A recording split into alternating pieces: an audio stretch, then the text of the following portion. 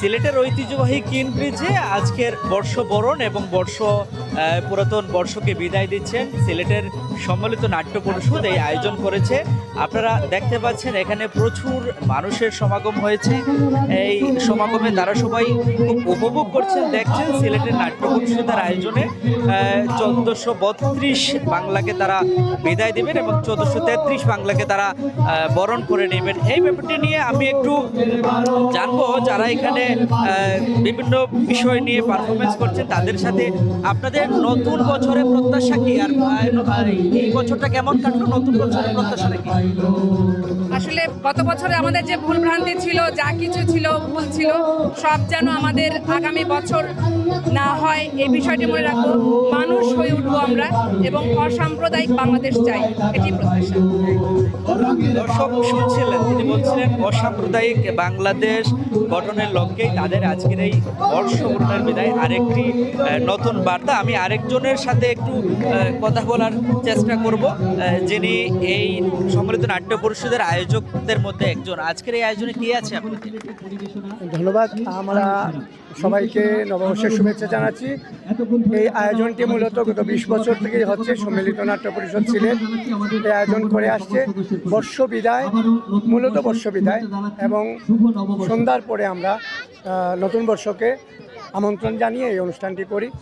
মূল উদ্দেশ্যটা হচ্ছে আমাদের শেকড়কে নতুন প্রজন্মের কাছে পৌঁছে দেওয়া। আপনারা জানেন ইংরেজির একটা আধিপত্য শুরু হয়েছে। ইংরেজি ভালো যার যার ক্ষেত্রে, কিন্তু আমরা চাই আমাদের সন্তানরা, আমাদের পরবর্তী প্রজন্ম যাতে বাংলা এবং বাংলা সংস্কৃতিকে ভুলে না যায়। আমাদের বাউল গান, আমাদের পুঁথিপাঠ, আমাদের যে ঐতিহ্যগুলো আছে, যে পুরনো যে বিষয়গুলো আছে, পুতুল নাচ, এগুলো যাতে আমরা পরবর্তী প্রজন্মের কাছে পৌঁছে দিতে পারি। সেজন্য আমরা এই আয়োজনে মূলত বাউল গান, পুঁথিপাঠ এবং শিশুদের নিয়ে আমরা আয়োজন করি। আমরা প্রতিবন্ধী একটি গ্রিন ডিজিবল আছে, তাদেরকে আমরা প্রত্যেক বছর এখানে আনি, যাতে করে আমরা তাদেরকে সমাজ থেকে বিচ্ছিন্ন কিছু নয়, তারাই আমাদের সমাজের অংশ। এই বিষয়গুলি পরবর্তী প্রজন্মের কাছে পৌঁছে দেয় মূলত সম্মিলিত নাট্য পরিষদের এই আয়োজন। সম্মিলিত নাট্য পরিষদের এই আয়োজক তিনি আমাদের জানিয়েছিলেন যে এখানে অনেক ক্ষুদ্র ক্ষুদ্র শিশুরাও কিন্তু অংশগ্রহণ করেছে। আমি এরকম একজনের সাথে একটু কথা বলবো। তোমার কেমন লেগেছে এখানে এসে, আর আজকে কি পারফরমেন্স করবে? জি, আজকে আমরা কবিতা আবৃত্তি পারফরমেন্স করব। এখানে এসে আমার খুবই ভালো লাগছে। আমি ফার্স্ট টাইম আসছি এখানে, অনেক ভালো লাগছে।